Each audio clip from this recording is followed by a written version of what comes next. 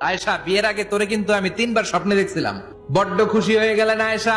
এরপরে বললেন, 3বার স্বপ্ন দেখার পরে তোমার ব্যাপারে মনের মধ্যে কেমন কেমন যেন ভালো লাগে।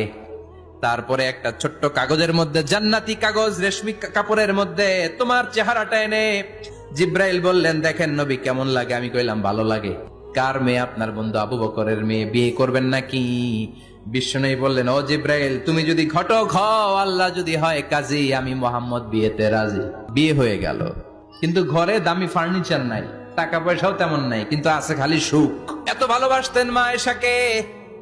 মা আয়েশা গ্লাসের যেই জায়গা দিয়ে পানি খেতেন, বিশ্বনবী ওই জায়গায় মুখ লাগিয়ে পানি খেত। মা আয়েশা গোশতকে হাড্ডি ফেলে দিলে বিশ্বনবী ওই হাড্ডিটা নিয়ে চষতে শুরু করে দিত। এক বালতি থেকে পানি নিয়ে দুইজনে গোসল করত। আবার বিশ্বনবীর সাথে সাথে মাঝে মাঝে বায়না ধরতো, মাঝে মাঝে রাগও করত। বিশ্বনবী বলেন, আয়েশা, কখন তুমি রাগ করো, কখন তুমি আমারে ভালোবাসো আমি বুঝি। মা আয়েশা বললেন, কেমনে বুঝেন?